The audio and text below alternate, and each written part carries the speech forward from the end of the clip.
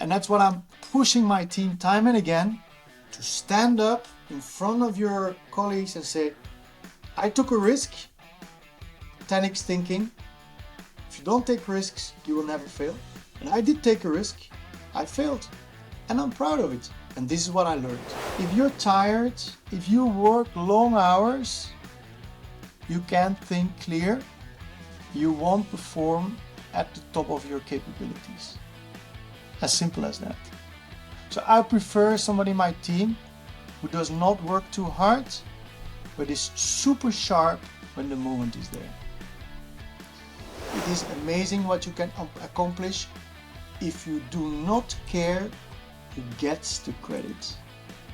That's level 5 really. Interesting. And in sales, that is rare. Welcome to Road to Revenue Leadership, a show that candidly explores how hard it is to create, build, and scale world-class revenue organizations by leaders that have been there, done that, and have seen the results. My name is Dylan Mendes, founding CEO of USite, and I'm excited that you're tuning in to the podcast. If you're a fan of the show, make sure to subscribe and leave a review. Enjoy. For the people that don't know Edward Boute, who is Edward? Where do you come from? What has, bring you to you are today? What do you want to say?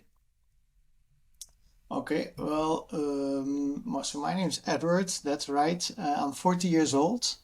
I am born and raised and still live close to Leuven. So Leuven is close to my heart, I would say. And my youth was basically hockey and scouts. My student life was economica. And then my career is basically in sales. My hobbies are sports, so I like to do kite surfing, sailing, triathlon, cycling, tennis and ski. So quite a lot of sports in my life. What don't you do, right? Yeah, there's a few more sports actually that I don't do, but that I actually want to catch up. So I try to input myself and do new sports or new hobbies every now and then. Really? And then finally, the most important in my life is my family, right? My wife, my daughters, my mom, my sister, and my brother. That seems right. That's me. All right.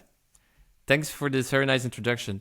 To go back on the sport thing, are you then the competition guy that wanna perform at high level, or do you just like to go physically and try new experiments, new sports, or what do you love so much about sports? It depends. When I was younger, I did field hockey, and competition was an important element. And still, if I play tennis, competition is important. But there's sports where competition is not important, like kite surfing. That is pure vibes. That is pure friend thing. It's a beach thing. Yeah. Where do you do that? Where do you go kite surfing? Well, in Belgium at the coast, at the Belgian coast. Okay. But I take my boards with me to holidays. So we have this group of friends where we go kite surfing on holidays every year, at least once, I would say. So yeah, a bit everywhere. But yeah, to answer your question, there is a competitive aspect, but a lot of it is a fun aspect too, actually. Yeah, the most important is the fun part, definitely. Fun and keep it all healthy. Exactly, like health is also a big part of it. Yes. All right, so Edward, I'm very psyched to have you on the show because I think you have had a pretty interesting career so far, and I can say so far because in my opinion you're still very young and you still have a lot to accomplish, but I think that you have also had a very interesting experience so far. And so what I suggest is that we quickly go over your LinkedIn resume to give the audience a little idea of where you come from, what your background is, what the context is exactly, and then we can go a little bit deeper into your past experiences. So you studied economics in finance and marketing. During your studies, you did economica, which I might want to touch because I have been in economica myself, so we have to talk about the subject. Then you did 10 years at HP, first 3 years in consulting, very technical job. Then you did 1 year of procurement. Then you finally enrolled into sales for a good 6 years. After that, you did 2 years at AB InBev. About that experience, we'll talk a little bit more about it later. You did then 4 years at VMware as global account manager. And then ultimately you end up at Google Cloud. And now you have almost 10 years of experience, I think, in Google Cloud and are running the department here for the Belgian market, right? And Luxembourg. Yes, correct. And Luxembourg. My bad. BeLux. All right, so maybe we should start with the Economica experience, Edward. Can you maybe kind of share to the listeners, what is Economica? Because not everyone knows it, and it's actually a pity, but maybe we'll enlighten them for the people that doesn't know it yet. Yeah, with pleasure. So there's a few thousands of students in Leuven, and the most active students in Leuven are the economics students. It's also the most fun students, and the most of activities happening there. And there's a small group of, at my time, it was 11 persons who are leading all these activities. So that goes from big parties to the bar, to the books, the sports, everything. And so it's a small group of 11 persons who lead that a full year, with a lot of partying, but also a lot of organizations. There's a big budget. I mean, it's basically running this bar is a big thing to do, but also the events. Those were events where thousands of students are coming to with a big responsibility. So it was both fun and responsibility that we did during that year of Economica Presidium. And actually, it's still a big part of my friends. And today I'm cycling with them. And we have this group. It's called Velonomica. So that's a thing which never ends. Yeah, it's definitely a family for life. And I mean, I would say it hasn't really changed. I think now the group is not 11, but 16 people, but still running with a lot of passion, with a lot of energy. And what I particularly loved about Economica was the drive and ambition to always make it better, always go bigger, always, be the year that runs it, that makes the more impressive stuff. I don't know, was it also back then with you? Oh, definitely. The things we did during the election week was coconuts. Yeah, it was a really fantastic experience, definitely. So if there's one story you sometimes share with people about that Economica experience, is there one in particular that pops up in your mind? Oh boy, I'm so lucky there were no smartphones at that time. That says enough. There's a lot of stories that are still in my mind, but probably this is not the right podcast to talk about it. No, I don't think so. But yeah, I wanted to touch on the subject because, I mean, if I look at my experience so far, I think that Economica has shaped a lot. I think at least in 2018, that was my year for Economica, it felt really like a job. I could have done a student job, maybe get paid for it. I did Economica instead, but I'm so thankful for it. The actual responsibility that you got, that I had in that role, I thought it was sublime. Definitely. All right, so let's then move on to the other past experiences that you've had. HP, AB InBev, VMware, Google Cloud. Is there anything that you would like to touch on? Particular stories, anecdotes that you think might be interesting to share with the audience? Well, if you look at my career, there's definitely one period which kind of stood out. I'm into sales for my whole career except for 2 years, basically. When I was with AB InBev, that was a very special period. It was also a global role, so I had a kind of financial HR role. So I was the global director for organization, and I basically traveled the world to reorganize the different regions of Anheuser-Busch InBev at that time actually InBev. It was before the acquisition of Anheuser-Busch. And my role was very simple. My assignment was to cut 30% of all FTEs in supporting functions. That was very special. I learned a lot. You didn't make a lot of friends, I think. Well, they used to call me Edward Scissorhands because yeah, you have to know that AB InBev had this culture of making sure that they improve their EBITDA, right? And basically, it was a way of acquiring companies. And if you acquire a company, you know, you have two CEOs, so you can get rid of one CEO. And the same is true for the VP people and the VP supply, etc. So it was a very normal thing that happened at that company every year, basically. So yeah, it was okay. I actually made a lot of friends there. I can imagine. But the job itself, because it wasn't actually sales, it was something completely different. Was that then something that kind of resonated with you, or some particular learnings that you take with you for the rest of your career? Or well, at the one hand, I loved the job. At the other hand, I saw that this was not the job for me, because basically what I did is, you know, together with these strategy consulting companies like Bain, I analyzed where we could make efficiencies. I made a very nice presentation, like 47 versions of that presentation was then actually presented to the board because there needed so many approvals from, you know, everybody. And then once the board agreed with it, basically my role was to get that executed in all the regions and monitor it, right?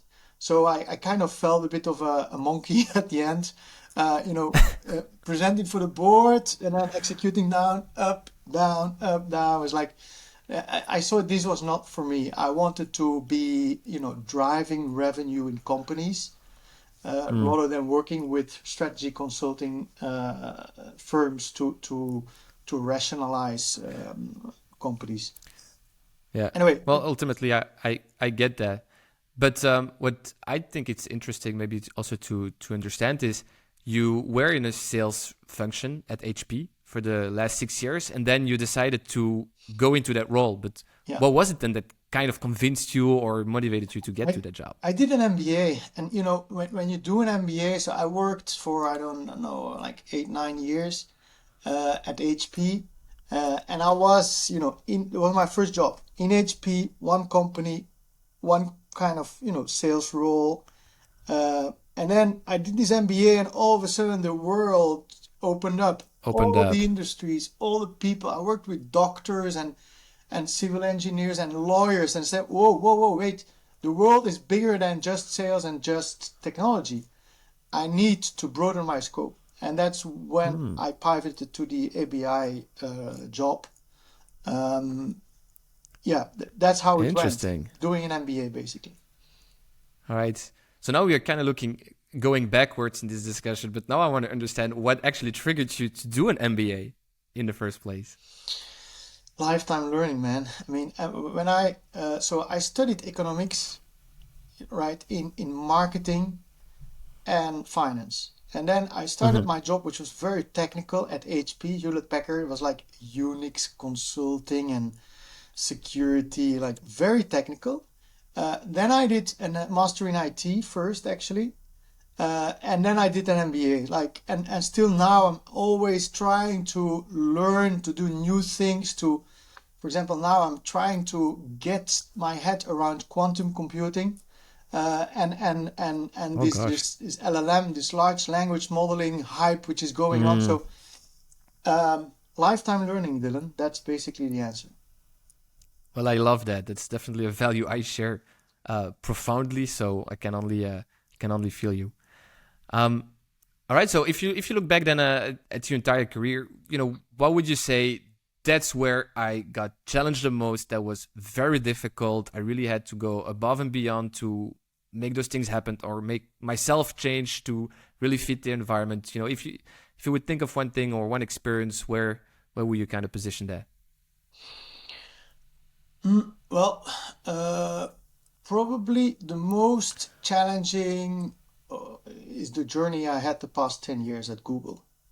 Right. When I started Google Enterprise, it was called, I was the first salesperson. I was the first person here in Belgium to sell it. And today, we're a very large team, making big announcements. And that journey of hypergrowth, like 10xing the numbers every 3 to 4 years, that was a challenge because it's at the same time getting the revenues in and building the team, right? And doing that at the same time is a big challenge. And if you don't do both at the same time, you get in trouble very fast. Interesting. You were kind of in a scale-up environment while it was still Google. Exactly the same thing as a like. scale-up. It's like a scale-up, they need to bring in revenues and at the same time hire talent very fast. And actually, they also need to raise money. That's the only difference. I didn't have to raise money. Google has a lot of money. But for the rest, Luckily. exactly the same challenge. Yeah. Yeah. But still you had the global organization behind Google. So in what way could you still, make or enjoy the resources that Google have on a global level for the scaling the activities in the BeLux market? Say again, Dylan. I didn't fully catch the question. Yeah, so you started as an initial sales for Google Enterprise 10 years ago, but then you, just like in a scale-up, had to scale all the activities, just still make the sales happen, but also hire the team, develop yourself in being a leader as well. And while that sounds all challenging, I'm still curious to understand, what way was Google Global maybe a good help, a good resource to help you and achieve all of those things? The good thing about a successful company is they have a very clear culture. Just like ABI, they had a clear culture. It was more a culture of cost cutting, while the culture of Google is a culture of innovation. So it's clear that if you have a clear culture, you know what to do to be successful. It was radically different between ABI and Google, but you know that at Google, when you do 10x thinking, fail often, fail fast, when you do all these innovation principles, you apply them rigorously, you are successful. And that's, of course, also a difference with the scale-up. I didn't need to make the culture of my company. It was there. However, I had to build that culture in my team because we're hiring people from anywhere, right? From all these other companies, and they need to change their culture into the Google culture, which was a very big challenge, I can tell you. All right, so maybe let's talk a little bit about building a culture. And maybe top of mind, what would you think of in terms of things that any leader could do to actually have a culture in place and really keep the shape of it? Yeah. So the first thing to do is to make sure you articulate what the culture is and what that means for you and your team. And you need to make it very visible. Actually, at AB InBev, they did it very well. They had like visuals where they put, this is our culture, act like owners, etc. And exactly the same way was done at Google, but that was more done at the TGIF. So every Friday we come together and our leaders, so Larry and Sergey at the time, they would come and talk about our culture, talk about all the projects, etc. every week. It's like you insert this culture into your veins every week, time and again. It's not a one-time event, it's time and again. And of course, not just talking about it, it's living upon it, right? Which means, for example, celebrate your failures. Make sure that if you do a big QBR, you don't only celebrate your wins, you also celebrate your failures. And in the first place, your own failures. You're vocal about it. If you talk about it, but you don't do it, I've seen many companies talking about it, but not doing it. Yeah, That's Exactly. that's not That's right. a very good one. You have to live it, and you made a pretty nice transition to maybe the culture at Google itself, because I like the you have to celebrate failures.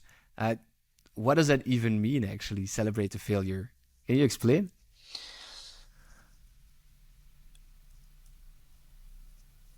Yeah, let me explain. Yeah, let me show you an example. We launched a product. I think it was called Google Wave, quite some time ago, and we worked on it for I think 2 years. We launched it, and after 40 days, we took it back. Right.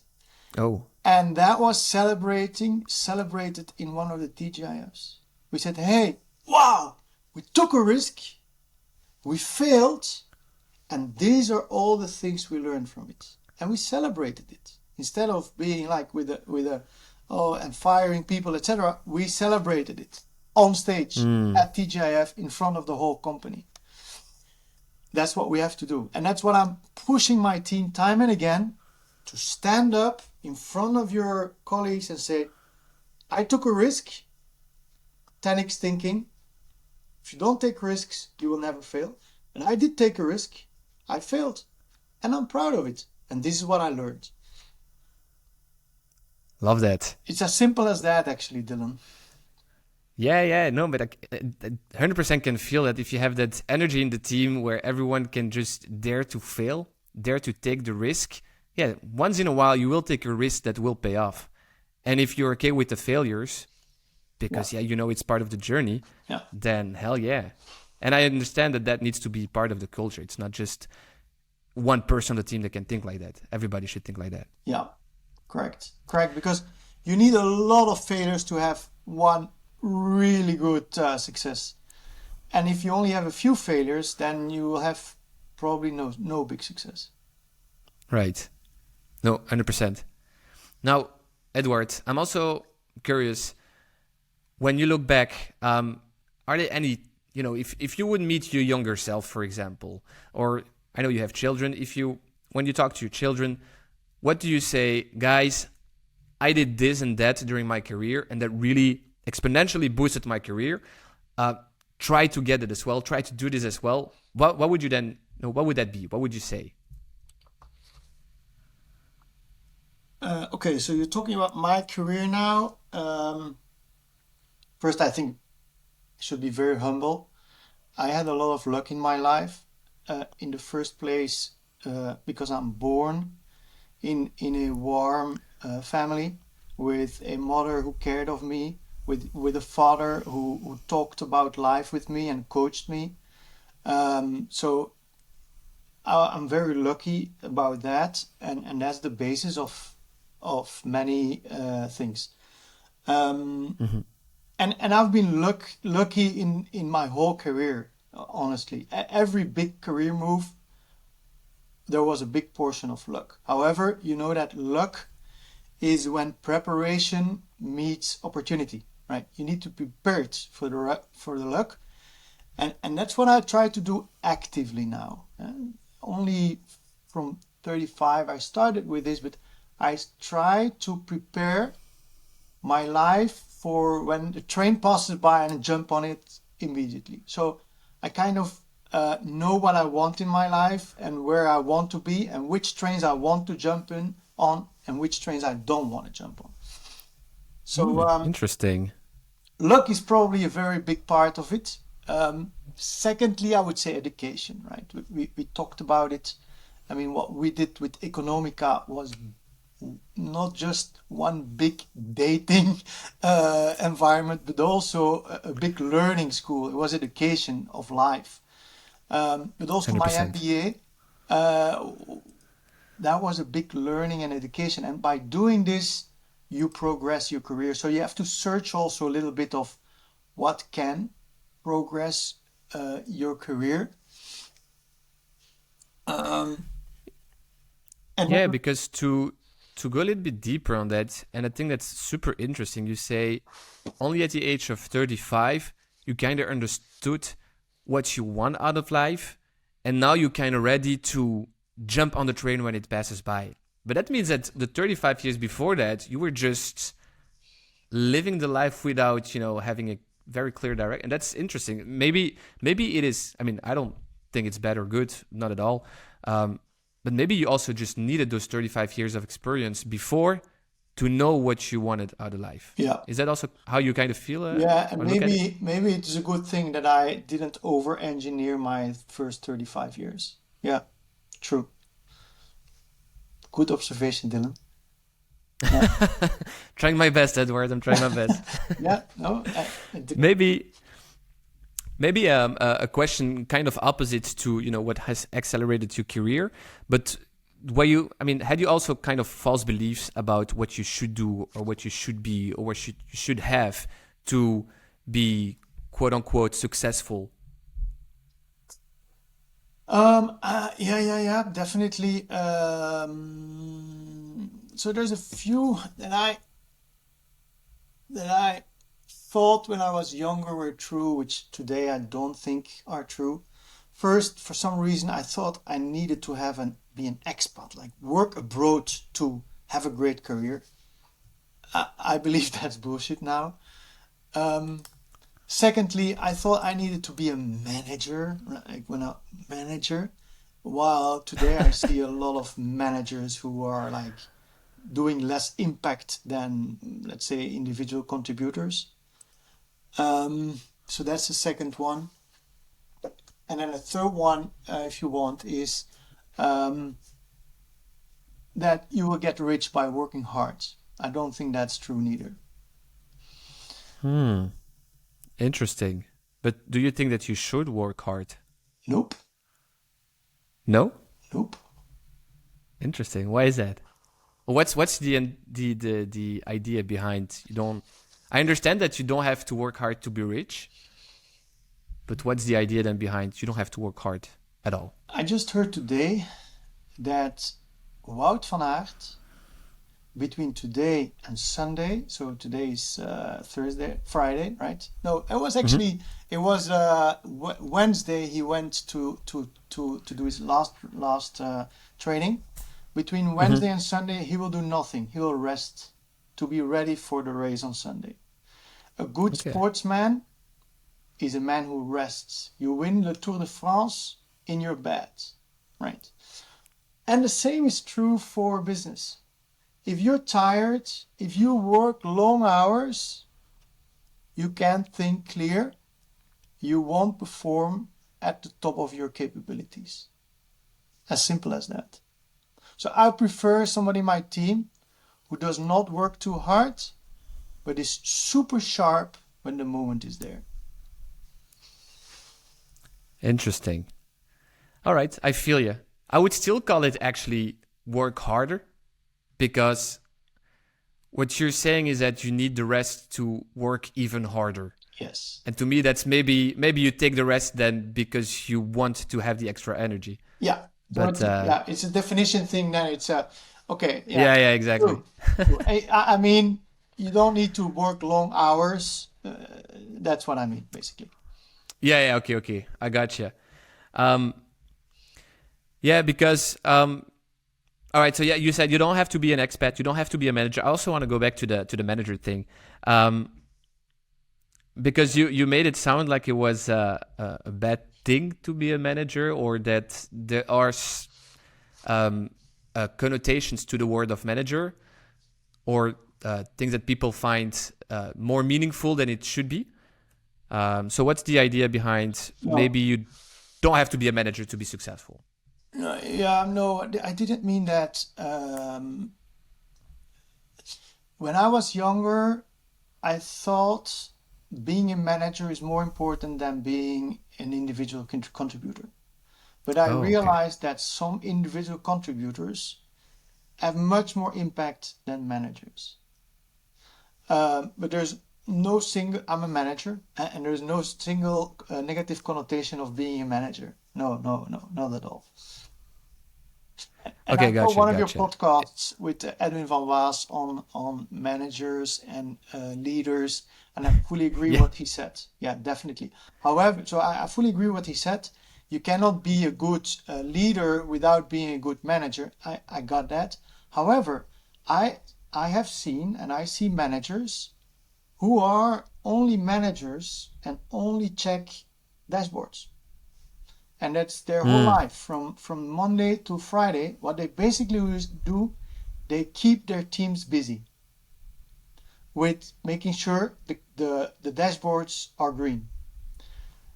And then you're not adding value to your company. In contrary, you are taking away value to your company. So there's balance there. Right. Yeah, I think the human aspect is still super, super important. Yeah, correct. All right. So what would you say then as a manager, how do you, or no, I will ask this differently, just how would you describe your leadership style? Good one.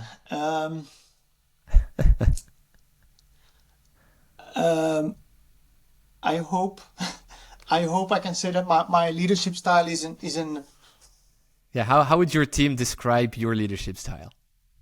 inspiring and supporting. So I try to inspire the team on where we need to go. What's the direction of the company? What's the culture of the company? This is where we need to go. And then I support them so they can be successful. I think those are my two most important. So give direction. No, that's the way we need to go. That's the things we need to do. Huh? And then support, right? How can, like, every meeting with my team members should be the first and the last meeting is, how can I help you in your job? What can I do to make you successful? I think that's kind of my leadership style. Has it grown towards that leadership style, or did you know by kind of nature that this was what a great leader should kind of be? No, and it's a very different leadership style than the leadership style at AB InBev, right? So it depends on which company you work for. I mean, if you're in a company where basically you drill your sales and you micromanage them, tack, tack, tack, tack, tack. If I would take this leadership style in this kind of company, I would fail miserably. But in a company like Google, where you do 10x thinking, right, and you need to do these moonshot things, that fits much better than in another company. But probably if I would, be a manager in a typically sales company like Duk, I would behave differently. And actually, our company is also changing. So I also need to change my leadership style. So, and this is with falling and standing up, right? It's I made a lot of mistakes against this in the past. So I need to, and I'm learning every day, still today, actually. Yeah, but maybe to link this to what I read something on. I mean, I read something on your LinkedIn profile that there are a couple of books that tell a lot about you, and there was the book "Good to Great" from Jim Collins. Yeah. And maybe you should, because I think it links to this topic of leadership, right? Yeah. And maybe you can kind of share off, what does it tell you? I mean, what does it tell us then about you? And what does the book talk about? Maybe you can also explain that. It was a fantastic book. It's a bit more old school book, I must say, but it's a really good book. And there's a few concepts that I try to apply in my life. The first one is first who, then what. So if you do start a company or organize a party or go on a trip, normal people would first think, okay, what's our strategy? What are we going to do? Where are we going? What is the party going to be?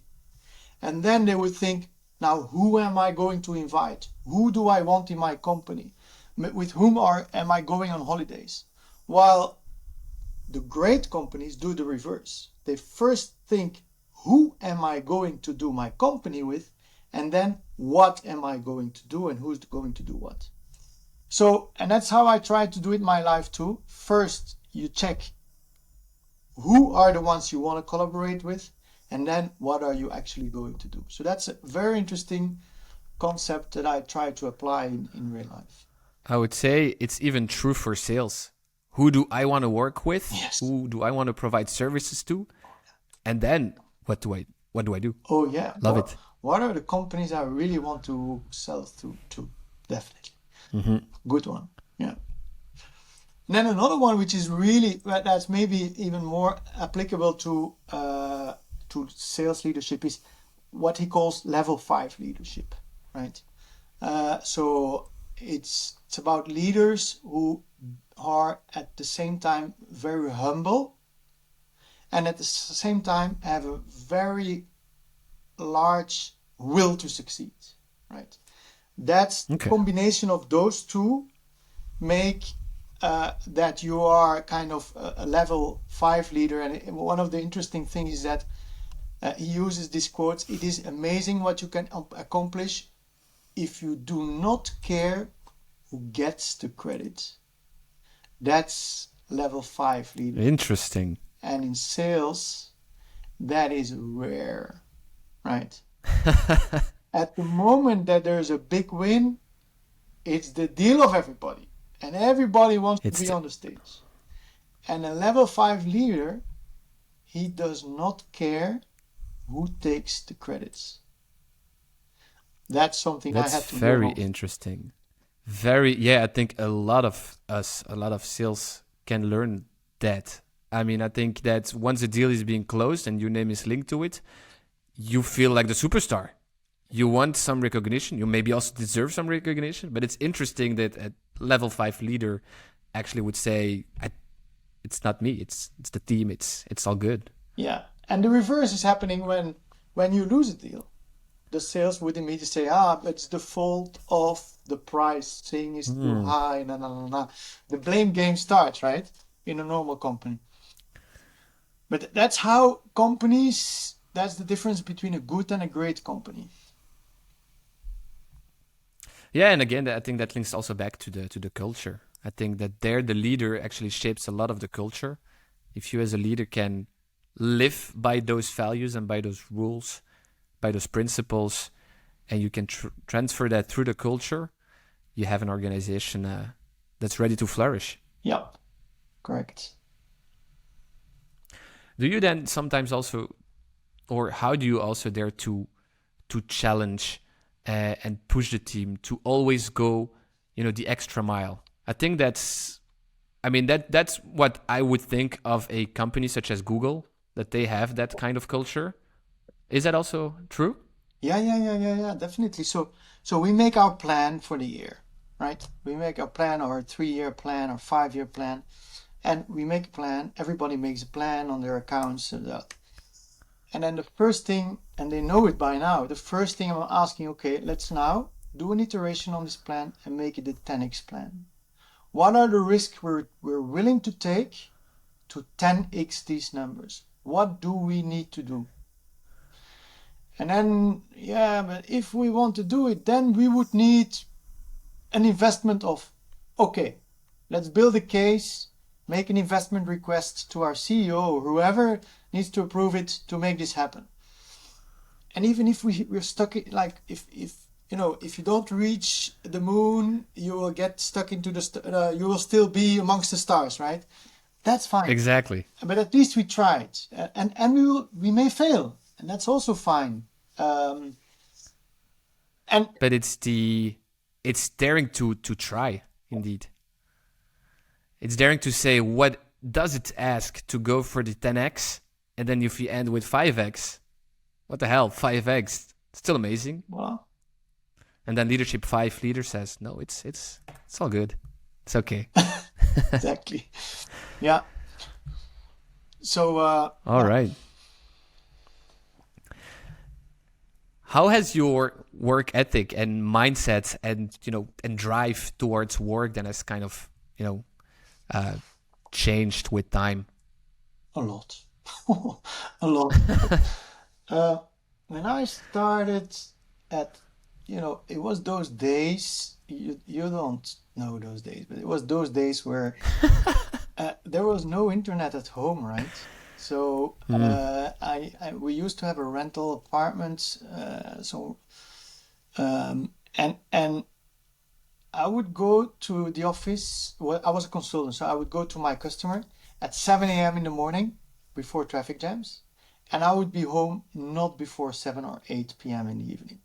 And when we got kids, it was a tough job because my wife did the same. It was a tough job to get at the kindergarten before 7 p.m. So we had some troubles with that. So that was a work ethic of work hard, long hours, right? It's again about the semantics we were talking about. Today, there are actually periods where there's a lot of work to do, and I'm kind of the mid so giving the passes, recouping the balls, running around a lot. There are periods like that, but there's also periods where I refuse to do that I decline the meetings, I eliminate as much as possible from my calendar, and I stay quiet for the moment that the big deals need to be done. So it depends period by period, I must say, a little bit. Love it. I felt like you also live by the 20-80 rule by time then. Yeah. Is it? 80-20 rule is probably the most important rule of the world, in the sense that you know the 80-20 rule. So 80% of your 20% of your customers make 80% of your revenues, right? And the same thing is true, by the way, in business, but also in private life. 80% of your luck comes from 20% of the people you have contact with. And love it. 80% of your bad luck comes from 20% of the people you get contact with. So you need to eliminate those 20% every year, time and again. The customers, but also in your private life. Dude, I love how you put luck into our own control. I loved it. Oh yeah, definitely. Control the controllables. I feel that a lot of people know that, are aware of the 20-80 rule, but they don't per se apply it. And even for myself, I find it very, very hard to say no more than to say yes, and to also really define priorities and stick to it. Do you also recognize that sometimes? Oh, yeah. Or I have this book, actually, right? I have multiple books like that now. Actually, I have it here. It's on top of it. It says My Life. I'm not sure it's Google Cloud book now. It says My Life. I just read Google Cloud. Well, I have multiple books. I have one from the HP time. You can see here. It also says My Life on top. You can. So I have these books, and for the last 15 years, and every year at Christmas time, I make a big evaluation of my past year. And so basically, it all starts with happiness. I put the first page is happiness, and I take all the aspects of my happiness, and then I evaluate all these aspects for the past year: the good, the bad, and the ugly. So the 20%, the 80% who makes 20, the 20% who make 80% of my unhappiness also, and then I eliminate them one by one. Eliminate. So I make a plan for the year after. And the first thing I do is elimination. And that's something I learned from the book from the 4-Hour Work Week from Timothy Ferriss, right? Yeah. The first thing you need to do is eliminate all waste. And the same is true for the meetings at work. Eliminate the meetings who are useless. And I can give you tens of examples of things you and I can eliminate in our lives, which makes us much more happy. There's a saying of Antoine de Saint-Exupéry, from Le Petit Prince, who says, happiness exists not when there's nothing more to add, but when there's nothing else to take away. Less is more. That is good. Right? Less is more. No, 100%. All right. That should be a very good exercise for anyone listening to this. What can you eliminate as of today? Look back at your agenda, look back at what you do in terms of activities, look back at the clients you're chasing after. Very good. And typically, Edward? when you make a new plan, you only say what you're going to do. What are we going to do next year? Wrong. What are we going to stop doing next year? That should be the question. Inverse thinking. I love that. That's also something I learned pretty recently. I think it's just called inverting thinking. It's from Charlie Munger. And he always says, if you want to achieve some certain outcome, don't think of what should I do, but what should I don't do. Think, the inverse way. And then you eliminate, and then you just make sure that you don't do any things of the things you shouldn't do. And then by definition, you just, should at least get to a preferable outcome. So comes to what you say. Interesting. Edward, I thank you so much for this conversation. Unfortunately, we are reaching the end of it. If people would love to talk to you, have a chat with you, maybe work alongside you at Google Cloud, how can they reach you? Okay. I stopped my Twitter account some time ago. So Twitter is not an option. LinkedIn is the easiest option, I think, to get in contact with me, to cold call me if you want. Yeah, if you don't have my number, then LinkedIn is the easiest way. Are you a fan of cold call or not at all? I'm a big fan of cold calling. Yeah. I love it. Real hunter. But I am. All right, that's going to be for another discussion then. Okay. Edward, I have one last question for you, a question I ask all my guests. And the question goes as follows. If Edward Boute would be a brand, what would it stand for? A brand? Mm-hmm. Cycling team. Cycling team? 100% cycling team? Yeah, I love cycling team. Love it. Yeah. Edward van Aert. All right, man. I love it. I take it as an answer. Again, thanks, Edward, for coming on the show, and wish you nothing but the best. See you, Dylan. That's it. We have once again reached the end of an episode. I just really appreciate you all spending the time. If you like what you heard, don't forget to subscribe to the podcast. Until next week with a fresh new episode.